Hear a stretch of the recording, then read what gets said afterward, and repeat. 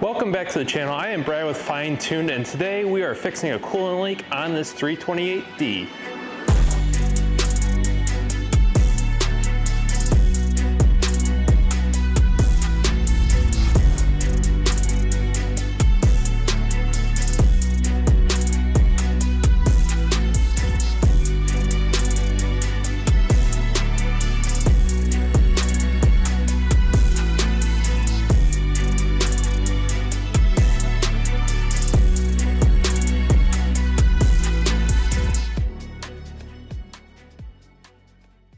So this is the N47 engine, and super common issue for coolant leaks on this vehicle is this coolant outlet flange, and this actually bolts on the cylinder head.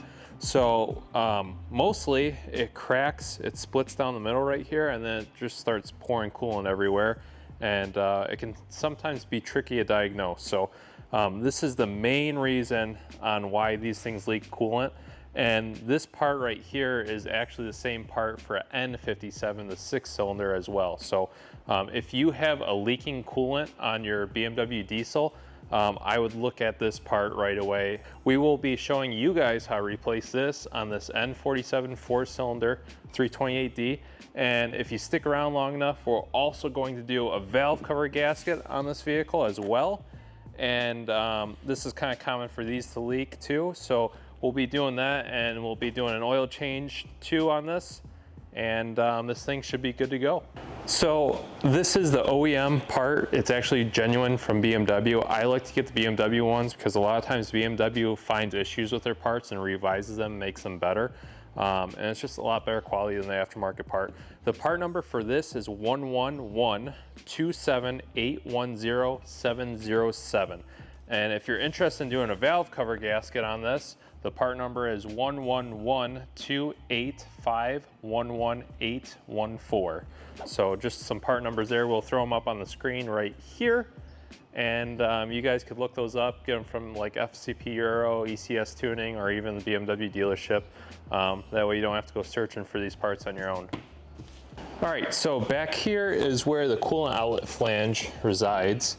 It's right here next to the oil filter housing, and you can see it has like white residue all over it just from it spraying apart. So we have to get to that. So the first thing I want to do is actually take off the intake air filter box assembly, just to get it out of the way.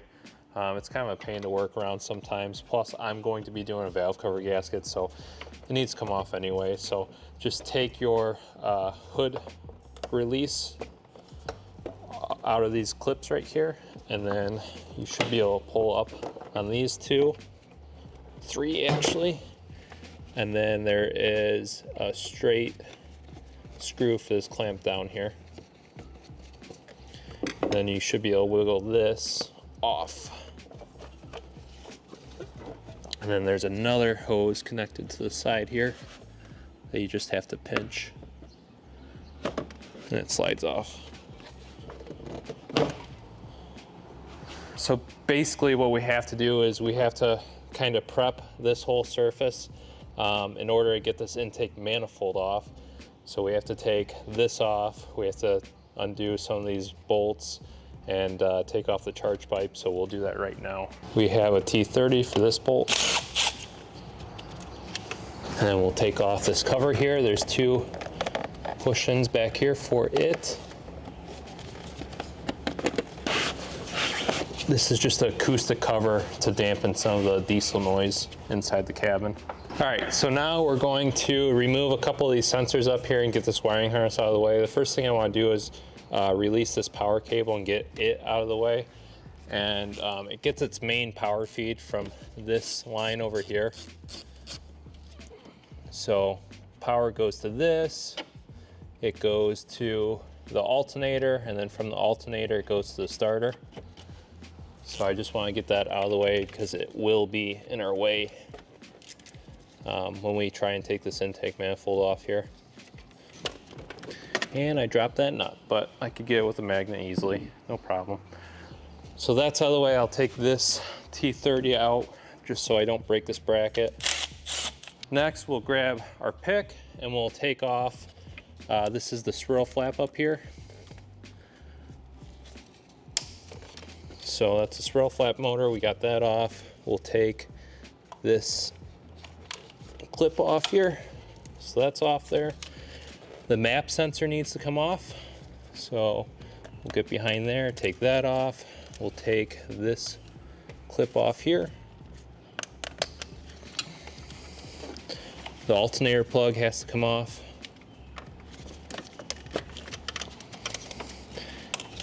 So we got that off. We also have to do the AC, which is right down here. So the AC is off there. And then lastly, we'll take off the throttle body connection down here, and as well as the intake air temp sensor. Really, the 90-degree pick is the best way to get these connectors off. You unlock this white tab here, and then you sneak your pick under there to pull up the detent. And that's the easiest and cleanest way to get these off. So now we got that, we can flop this wiring harness over here, and we can lift up on here. And another one that we have to take off is the EGT sensor for the EGR cooler. So we got that off here, which is good.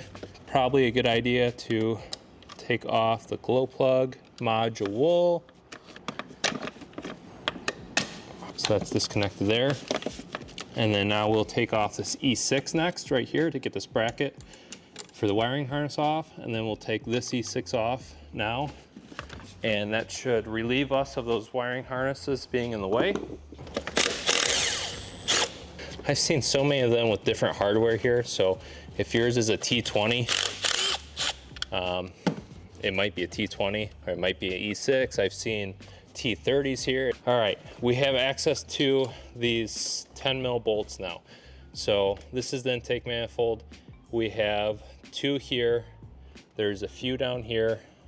I know there's one here, a second one here, third, four, five, I think there's 6 bolts holding this on. And then you got 2 for the EGR. And then I take these E8s off here, and we should be able to loosen up this intake manifold and get it out of our way.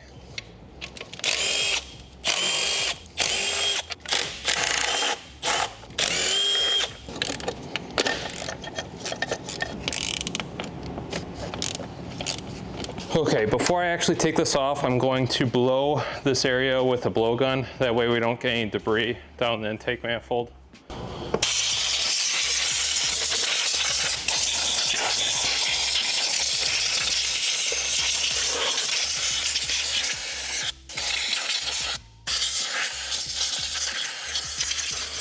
All right, we'll take off these 3 E8s.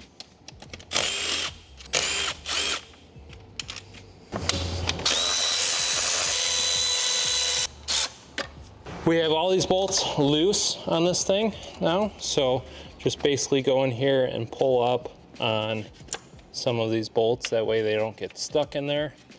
And then we can very carefully snake this intake manifold out of its home.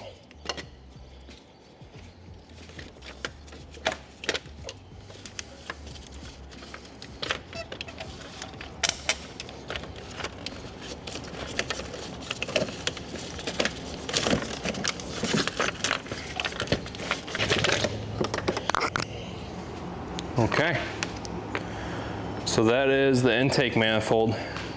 Like I said, you got 1, 2, 3, 4, 5 bolts, and then you got 2 more on the EGR cooler, and then 3 around the throttle bodies. All right, so now we have perfect access to this coolant outlet flange. Like I said, you can do this job keeping the intake manifold on because this bolt right here is in the way. So you need to remove that in order to get access to this bolt here. First step here is go ahead and unlock this clip here. And you want to pull this pipe off of the flange before you remove these 3 bolts, or else you're going to have a heck of a time releasing the hose from that pipe. So just go ahead and wiggle and twist it, and it should be able to come off here. There we go. Ooh, it's got some orange coolant in this thing. That's not a good sign. Looks like they use like Dexos or something like that. So we'll go ahead and put the correct coolant in, which is blue. Okay, we just put a catch underneath this to catch any coolant. Next step is we need to remove this pipe here, which is just the 3E8 bolts. Now if those are off, you could literally just pull it up and out. So this is the main culprit for the coolant leak right here. Yeah, it's cracked right there. And that's the main reason why these things leak. So we'll go ahead and clean up the surface on the engine side of it. Clean this up really nice. And we'll throw on the new one. I like to apply some lube around the O-ring and also around the connector. That way it just gets a nice seal from the start. So we'll put some nice lube around there and lube around this fitting here.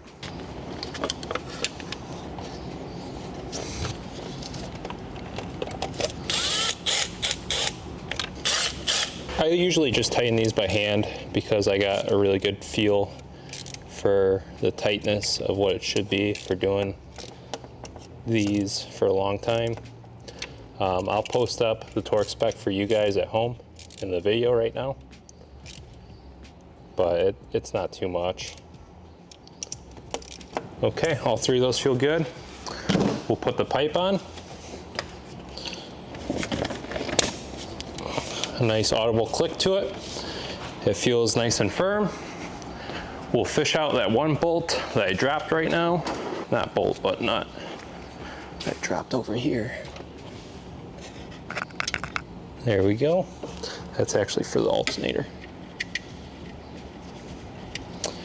And yeah, that's how you fix your coolant leak.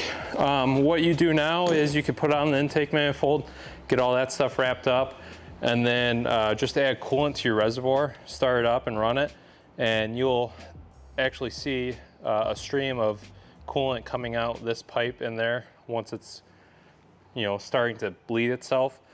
This coolant reservoir is higher than the engine, so you really don't have to worry about any special bleeding procedures because it'll kind of self-bleed. And then you want to do a test drive, make sure your heat still works, and then after you let it sit, just top it off, and that should be good for that part of the coolant filling process. All right, now, if you're sticking around for the valve cover gasket, we'll dive into that right now. So first step you gotta do for this vehicle, actually you have to take off this whole cowling up here. It's very tight back there, so that way you could get the valve cover lifted up above the timing gear and out of the way. You just take off that rubber piece, and then you're exposed to these 10s up here, which are half a twist.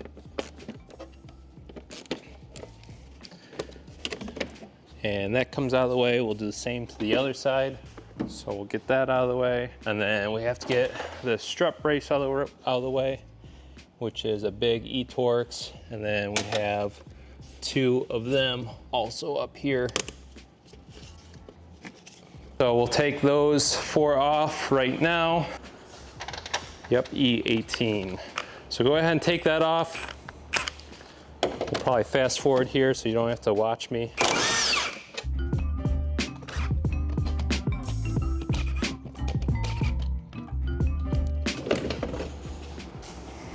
Next step is getting this rear cowl off, which is 10 mils.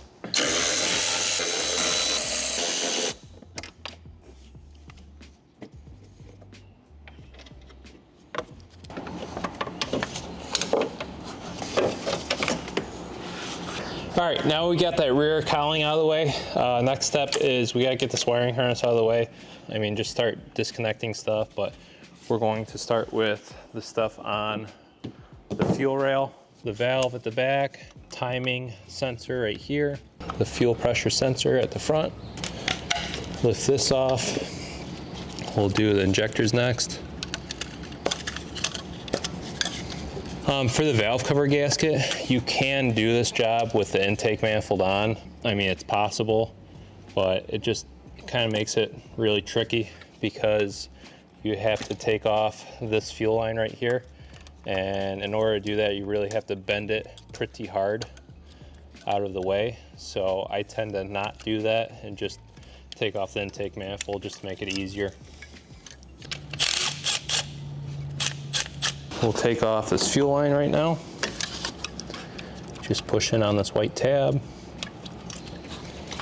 And then we'll take off the return lines on top of the injectors. You just pull up on these white tabs.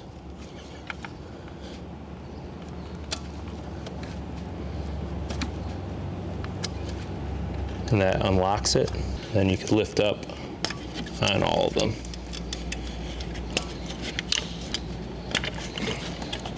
Be very careful, these are very fragile. You don't want to ruin them.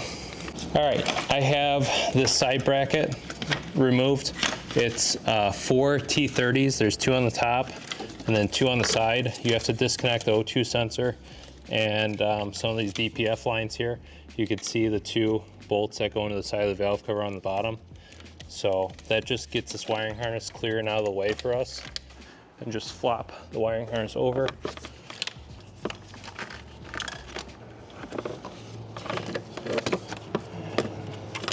We're a little restricted by that fuel line, so I'll grab a 19 wrench.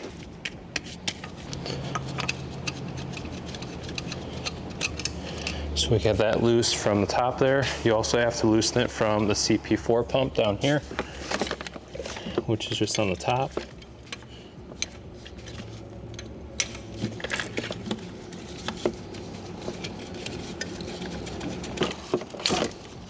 Just go ahead and remove this line right now. So now we can finally get most of this wiring harness off and out of the way. I will actually disconnect it down here at the turbo.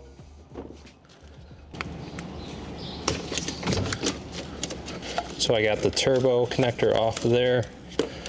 And I'll take off the EGR line right now. Okay, that's off.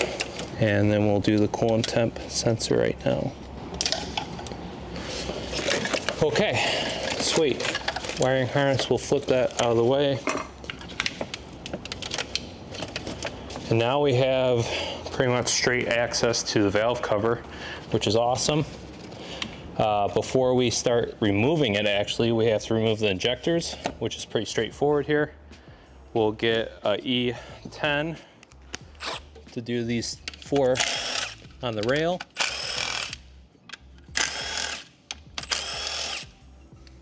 That takes these caps off. We have to take off the 19s on the injectors themselves. And hopefully these are all clean. Sometimes these have a tendency to leak combustion past them, and it could be a problem for actually the smooth operation of the engine. It could be a problem for, but it's just really tricky to clean out the bores on them too. So hopefully we don't encounter that on this. So I just like to leave the lines on the rail itself, how they are, and just take it off the injectors. That way you don't have to crack open so many lines, and then the rail will just come off just like that. Set it aside, and then we'll grab these injectors out of the way.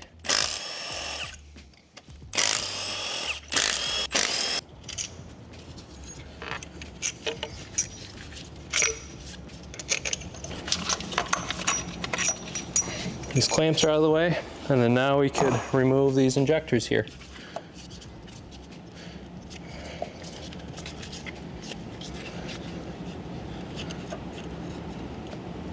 Ooh, that one's pretty crusty. It's a good idea to set them in order because they are programmed specifically for each cylinder. So if you keep them in the same spot, then you won't have to do any sort of coating at all.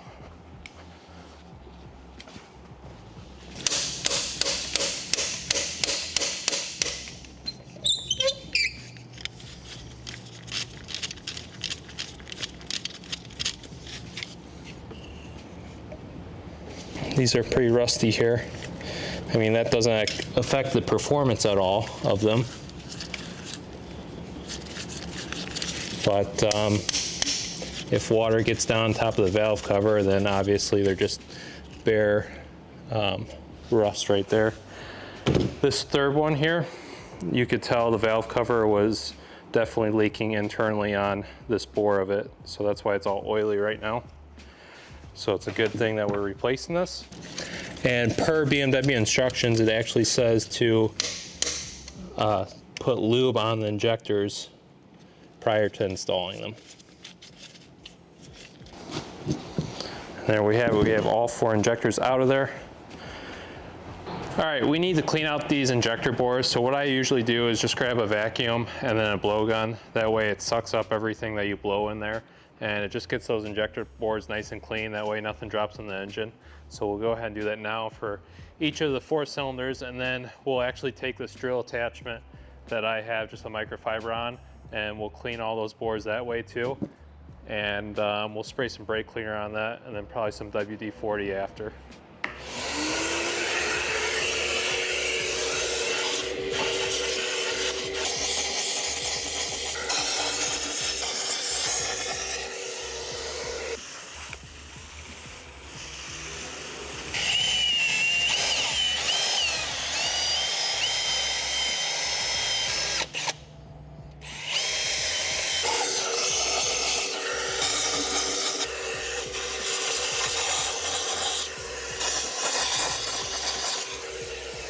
We'll spray some WD-40 in there,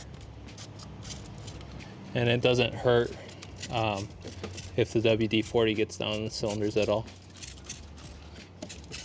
This will just help clean those bores out so that they're nice and clean for the new injectors. You really want the bottom of the injector bore to be nice and clean. That way the copper crush washer seats really nice. A lot of times on these engines, the copper crush washer will leak past combustion, and you don't want that to happen because that could cause misfires and a lot of other stuff.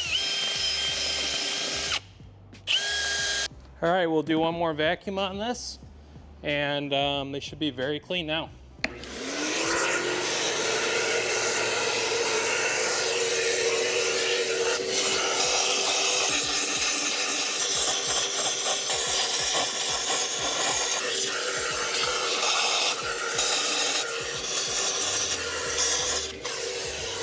As you can see, we have a nice clean seat in there, which is exactly what we want. So we'll go ahead and take off the valve cover and replace the gasket. Okay, now we are ready to take off this valve cover. First thing we gotta do is remove this CCV hose. There is a detent on the right side and also a detent on the left side. So squeeze both of those and wiggle it out. And that's what you have to do for that. Now we have to take off all the E10s. So there's one hidden in here.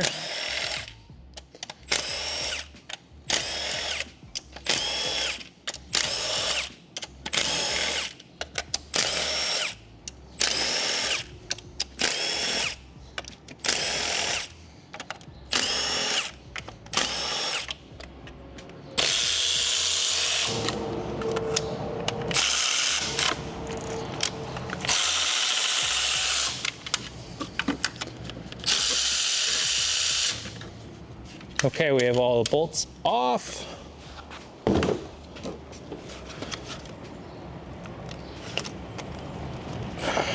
And it is on there pretty tight.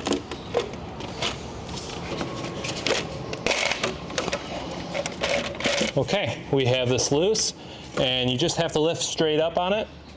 That way we get around that timing gear in the back, and it will be off.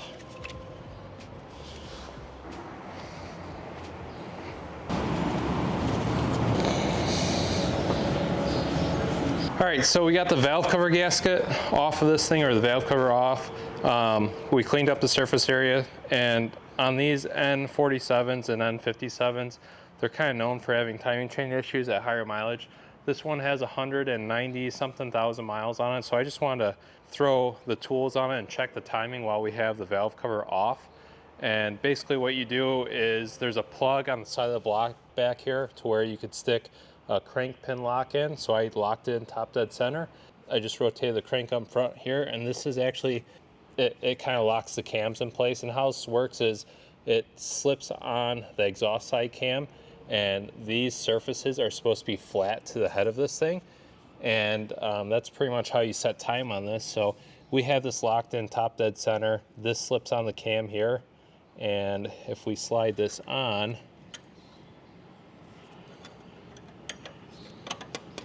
just like that, you can see there's a huge gap here on this side, and there's a little bit of a gap over here. So this is actually supposed to be sitting flush within the cam. So that tells me that the timing chain is stretched on this thing, and you could pretty much tell that too by how loose this chain is back here. So you see that chain slack right there? That's not a good sign. So I would definitely recommend doing a timing chain on this vehicle so you don't have it snap and cause failures. That's just a quick, easy check while you're doing a valve cover. I have the tool set if you turn around over here, and this is just off Amazon. Comes with the high pressure fuel pump puller, and this is to lock the chains on the N47s, this tool and this tool, and then the rest of the tools is for the N57 as well. So this is like $100 kit. I've used it quite a few times. But yeah, we'll probably put this all back together though and just inform the owner. I doubt she wants to have the time chain performed right now, but definitely that's something that she should look into on this vehicle. So we'll button this thing back up and get it back on the road.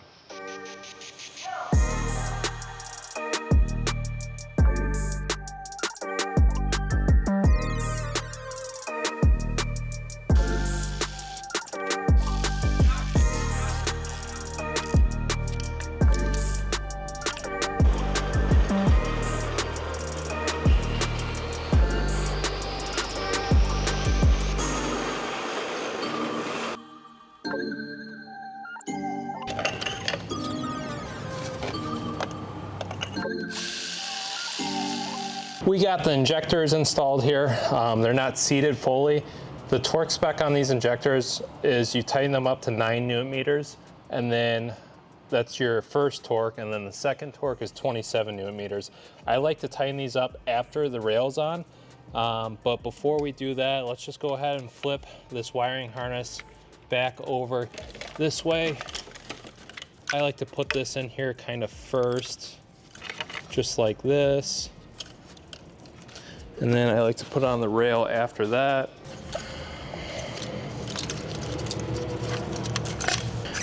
So the wiring harness goes under these injector lines.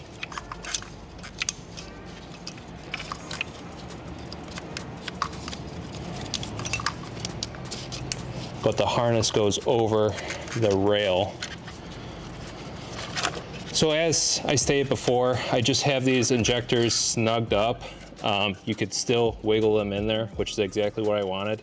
I like to tighten up these injector lines first, and then I like to torque down the injectors after that. That way nothing's really on a bind too much, and everything kind of finds its home, so to speak.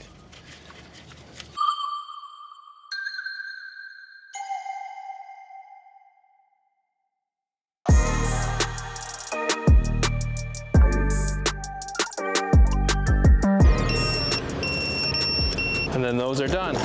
Make sure all these lines are tightened, and then that's good. We'll put the E6 back in for the injector wiring harness. And then we could start putting all our fuel stuff back on. So we'll put our return lines in.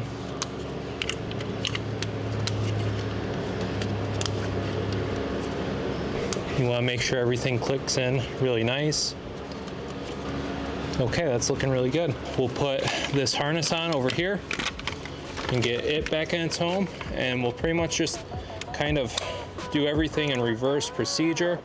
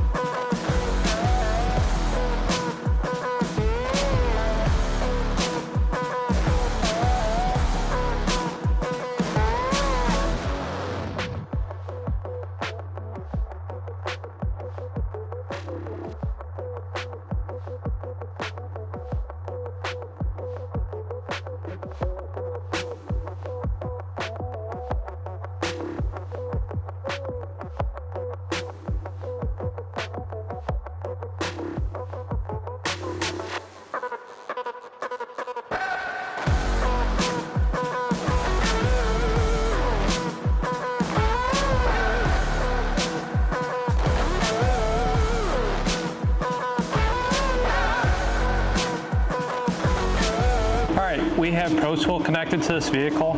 So after doing a valve cover gasket on this thing, we have to prime the fuel system. But before we do that, I just want to go into the engine computer, check to see if there's any fault codes. There's no fault codes on this, so that means I have everything connected correctly. So what we'll do is we'll go into the fuel pump module, we'll go to functions, we'll do prime fuel pump, and I can hear the fuel pump running. So we'll run this for about a minute and then we'll start to crank it over. What this is doing, it's just building up the pre-supply pressure to the high pressure fuel pump. And then once the high pressure fuel pump has some fuel in it, it'll start to build up the high pressure in the rail. So that's just what we're doing right now.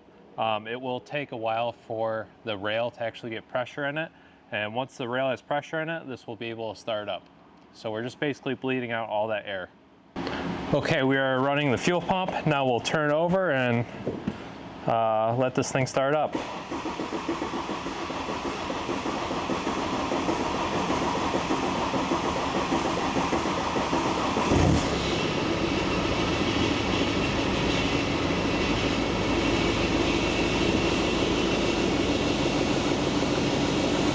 So we got it all started up. It just takes a little bit for that fuel to get primed up. We went to the engine computer, we cleared the fault code because it had a low pressure, no start code, so that got cleared. And yeah, we'll actually turn around and work on that X5 here really quick to get it off the lift.